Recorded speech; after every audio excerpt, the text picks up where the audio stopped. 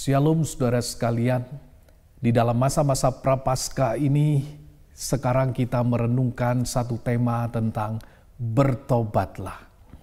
Mari kita membaca dari Lukas pasal 3 ayat 3 sampai 14. Demikianlah firman Tuhan.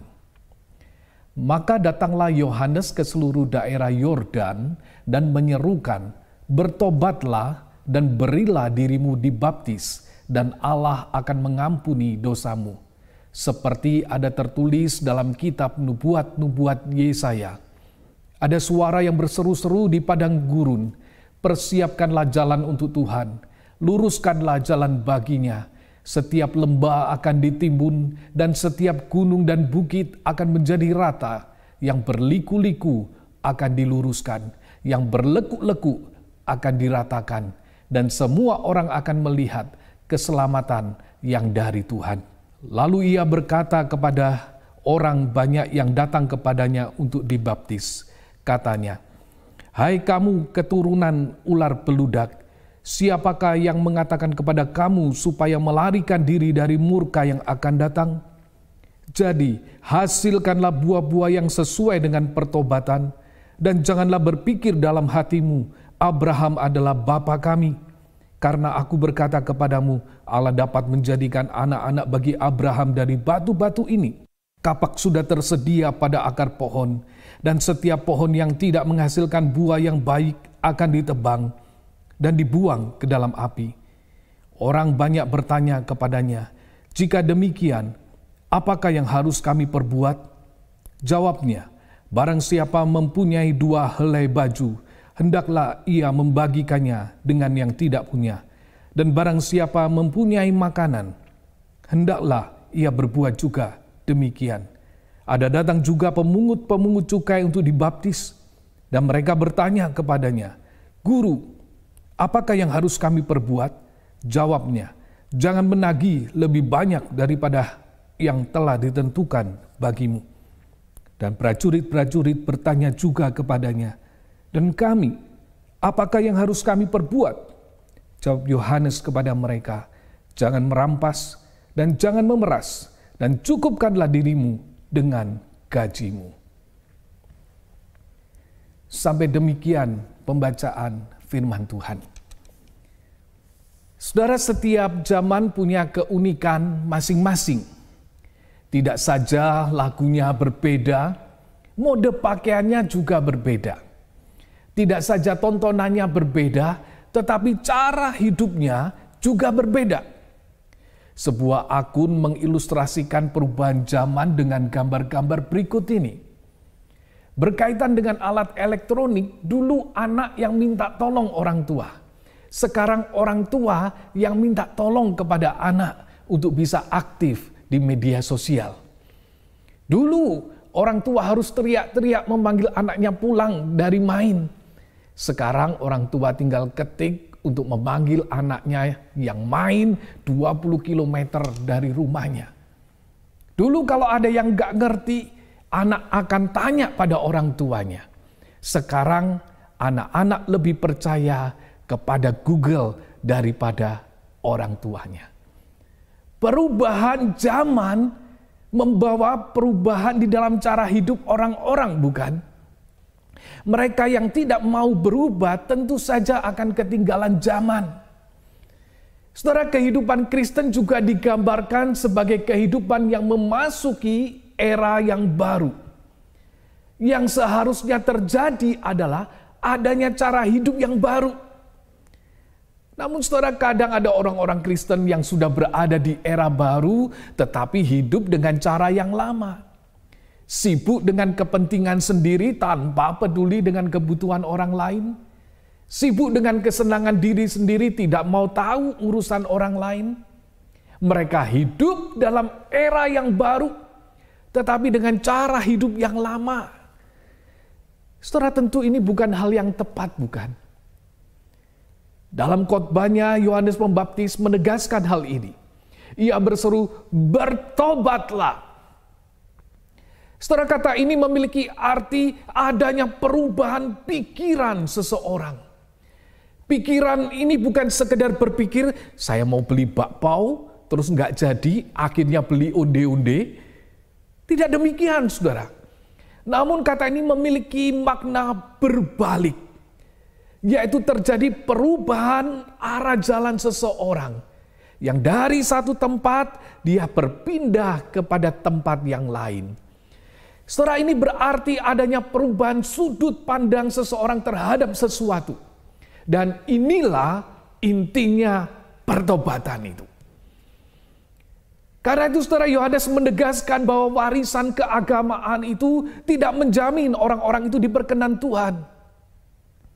Mereka merasa dilahirkan sebagai bangsa Yahudi dan menjadi bagian dari keturunan Abraham dan itu cukup. Ternyata tidak demikian. Mereka perlu bertobat. Pertobatan mereka itu harus diikuti dengan cara hidup yang baru dan menghasilkan buah-buah pertobatan. Tidak hanya satu buah, tetapi menghasilkan banyak buah pertobatan. Keberadaan kita di tengah-tengah keluarga Kristen memang bisa menjadi jalan untuk kita bertemu dengan Tuhan. Tetapi itu tidak berarti bahwa secara otomatis hidup kita juga berkenan kepada Tuhan. Keterlibatan kita di dalam gereja atau organisasi Kristen itu baik. Dan bisa menjadi jalan untuk kita mengenal Tuhan, kita memahami akan kehendak-Nya. Tetapi tidak berarti bahwa semua status dan jabatan itu akan membuat kita dipandang oke oleh Tuhan. Karena Tuhan itu melihat seorang demi seorang. Dia melihat pribadi demi pribadi. Urusan keselamatan adalah urusan pribadi, bukan keturunan, bukan keterikatan di organisasi Kristen. Kita perlu bertobat secara pribadi, menyesali segala dosa yang dilakukan, dan menerima Kristus sebagai Tuhan dan Juru Selamat kita. Namun saudara, pertobatan Kristen tidak berhenti sampai di situ. Pertobatan itu diikuti dengan adanya buah-buah pertobatan. Buah-buah ini menjadi satu tanda pertobatan yang sejati. Yakobus pernah menyatakan demikian juga halnya dengan iman. Iman itu jika tidak disertai perbuatan, pada hakikatnya adalah mati. Iman yang sejati itu membawa dampak di dalam hidup orang percaya, di mana ia dimampukan hidup di dalam satu era yang baru untuk bertindak dengan cara yang berbeda.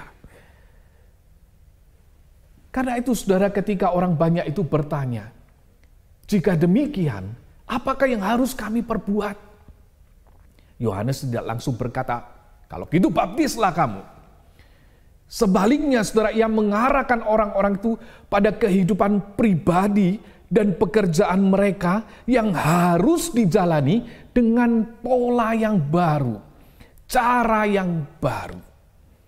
Pertobatan sejati itu masalah hati dan diikuti dengan perubahan dalam perilaku sehari-hari. Karena apa saudara? Sudah hidup di dalam satu era yang baru. Saya ingin menggambarkan dengan hal ini. Ada seseorang yang memiliki usaha sendiri dengan menjual barang dari rumah ke rumah. Bertahun-tahun dia bekerja seperti itu. Oh saudara, orang ini sangat menikmati pekerjaannya. Mengapa? Karena ia merasa lebih bebas. Ia bisa bangun jam 10 pagi, masak Indomie, ngopi-ngopi dulu, nonton drama Korea. Jam 12 saudara, baru dia berangkat keliling. Kalau jam 3 dia rasa capek, dia mampir ke warung, minum kopi di sana. Kadang ia pulang jam 5 atau jam 6 sore, mandi-mandi, dan melanjutkan lagi nonton drama Korea. Hampir setiap hari saudara, ia seperti itu. Namun ternyata tidak selalu usaha itu berjalan lancar, bukan? Pembeli mulai berkurang, saingan semakin banyak, apalagi di tengah-tengah situasi yang serba online sekarang ini. Dan ia mulai mengalami kerugian. Karena itu kemudian ia melamar ke sebuah perusahaan dan dia diterima di perusahaan itu. Dengan jam kerja ia harus masuk pukul 8 dan pulang pukul 5 sore. Pertanyaannya adalah apakah yang harus ia lakukan? Dapatkah ia tetap bangun jam 10 pagi, sarapan Indomie, ngopi-ngopi, nonton drama Korea dan berangkat jam 12? Tentu tidak. Dapatkah ia mengatur waktunya semaunya sendiri? Tentu tidak. Mengapa? Karena statusnya berubah.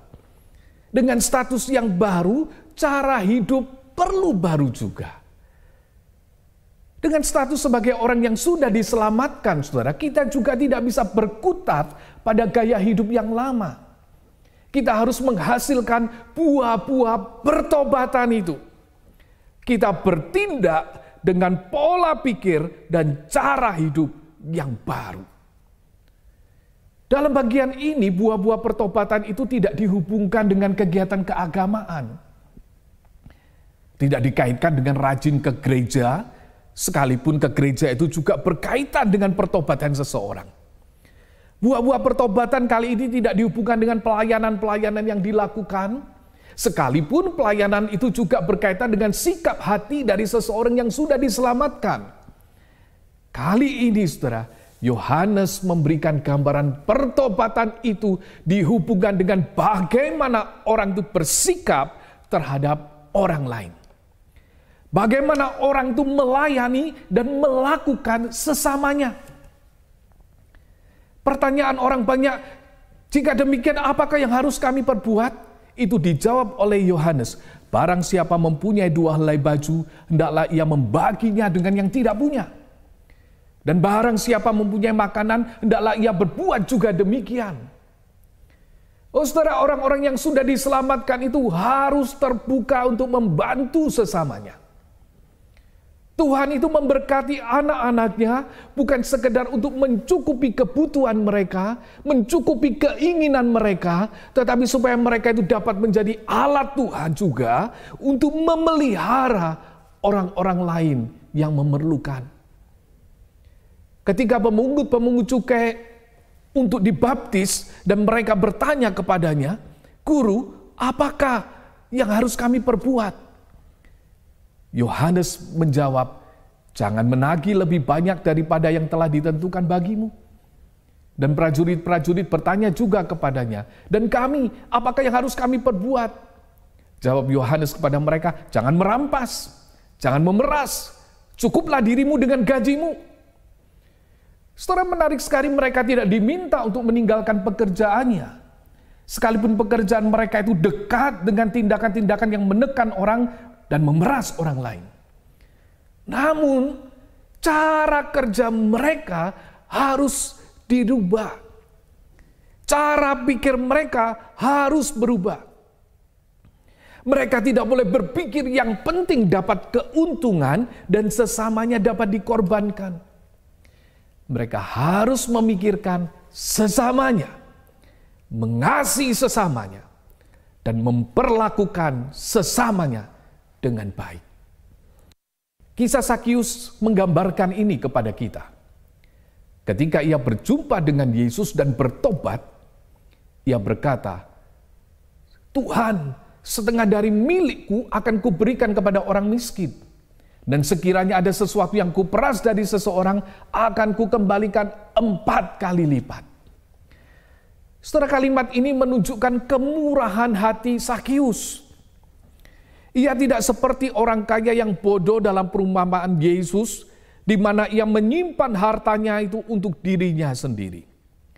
Sakius juga tidak seperti orang kaya dalam kisah tentang Lazarus yang miskin, yaitu orang kaya yang tidak peduli dengan orang yang membutuhkan. Ia melepas diri dari cinta akan uang.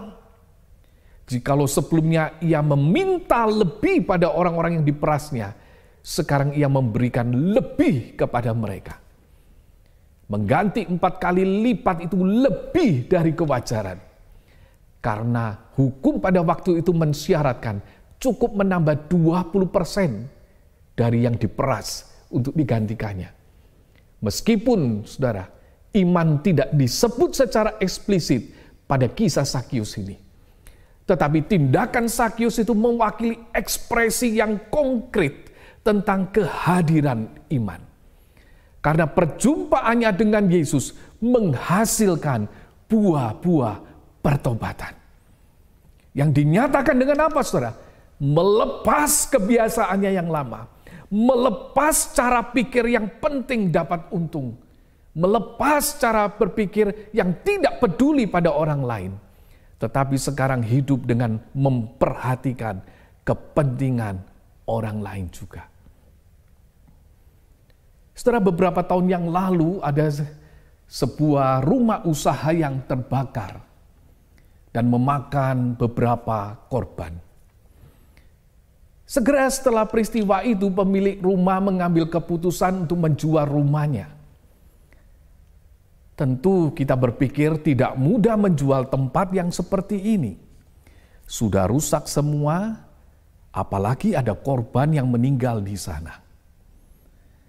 Namun kebetulan rumah itu pas di sebuah tempat pelayanan. Pemilik menawarkan rumah itu kepada tempat pelayanan ini. Sebagai pembeli bisa saja berpikir bahwa ini kesempatan baik. Ini orang butuh. Apalagi ini rumah kalau dijual belum tentu ada yang mau. Bisa menekan harga semurah mungkin. Namun saudara, salah seorang pengurus yayasan tempat pelayanan ini memberikan nasihat yang baik. Kira-kira seperti ini. Jangan tawar murah-murah. Sewajarnya sajalah. Sebab orangnya sudah mengalami kesusahan. Saudara, cara berpikir seperti ini adalah cara berpikir yang menunjukkan buah-buah pertobatan. Ia berpikir kepentingan orang lain juga dan tidak mengambil untung atas penderitaan orang lain. Dan itulah saudara yang dikehendaki oleh Tuhan. Supaya kita hidup dengan peduli pada orang lain. Bahkan peduli di dalam kesusahan mereka. Pertanyaannya saudara adalah mengapa berita ini menjadi sebuah pengantar berita permulaan pelayanan Yesus? Mengapa berita ini menjadi sebuah persiapan untuk kedatangan Yesus? Pertama saudara, karena inilah suasana kerajaan Allah yang sejati itu. Di mana keadilan itu ditegakkan dan orang yang lemah itu diperhatikan. Dan kerajaan Allah yang sejati itulah yang seperti ini. Yang kedua, karena inilah saudara tujuan kedatangan Kristus. Lukas mencatat dengan mengutip apa yang ditulis oleh Yesaya, Yesus itu menegaskan bahwa ia datang ke dunia ini untuk menggenapi apa yang sudah disampaikan oleh Nabi itu. Ia akan menyampaikan kabar baik kepada orang-orang miskin, memberitakan pembebasan kepada para tawanan, memberikan penglihatan bagi orang-orang buta, dan membebaskan orang-orang yang tertindas. Dan ia akan memberitakan tahun rahmat Tuhan itu sudah datang. Saudara, dan yang ketiga, karena anak manusia itu datang untuk mencari dan menyelamatkan yang hilang ini.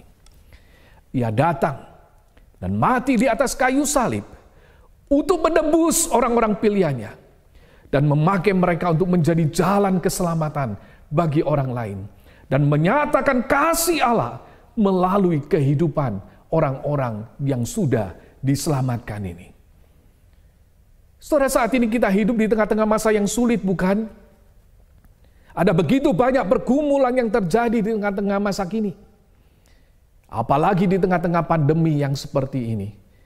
Kita bergumul di tengah-tengah keluarga, sekolah, pekerjaan, usaha, dan lain-lain. Tetapi saat ini saya merasa betapa susahnya bagi orang-orang yang susah saat ini.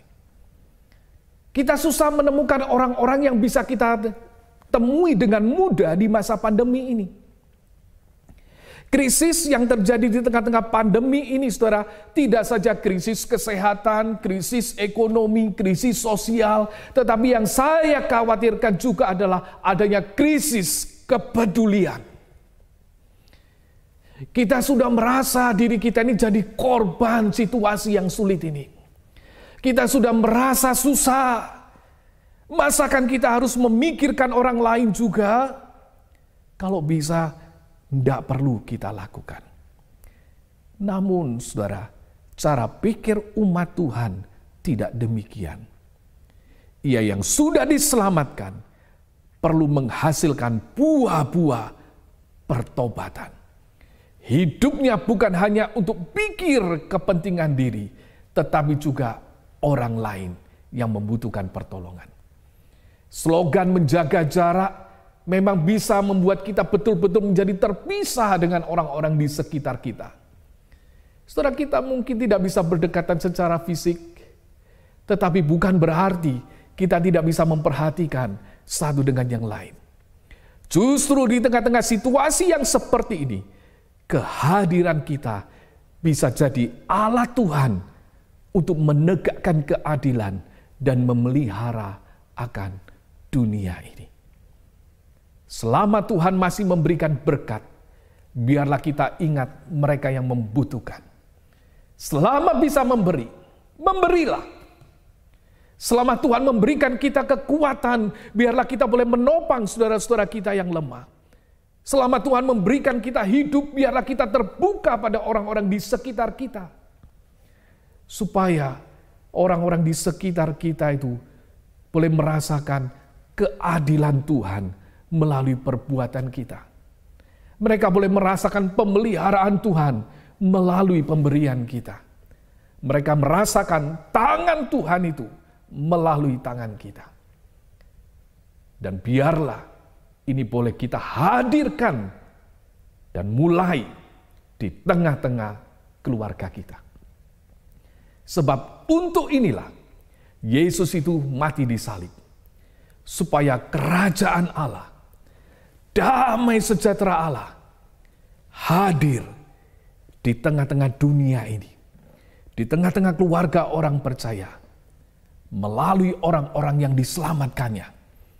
Yang hidup dengan cara hidup yang berbeda. Yang hidup dengan menghasilkan buah-buah pertobatan. Kiranya Tuhan menolong saudara dan saya. Amin. Mari kita berdoa dan memohon anugerah Tuhan menaungi kita. Sebab kita sadar betapa daging kita kadang begitu egois dan sibuk berpikir untuk diri kita sendiri dan diri kita sendiri. Tapi kiranya firman hari ini boleh mengarahkan kita untuk kita tidak hanya memikirkan diri, tapi memikirkan orang-orang yang ada di sekitar kita. Yang Tuhan tempatkan bagian dari keluarga kita, jemaat kita, maupun juga orang-orang lain yang Tuhan taruh di sekitar kita.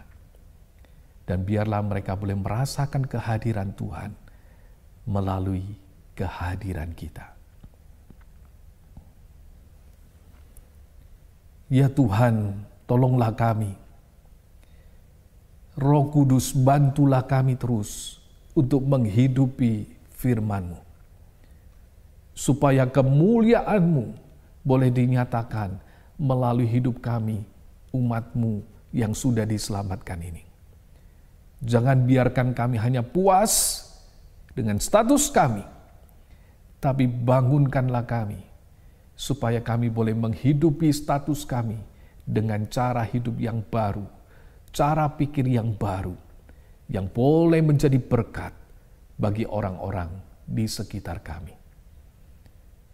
Kiranya Tuhan menolong kami.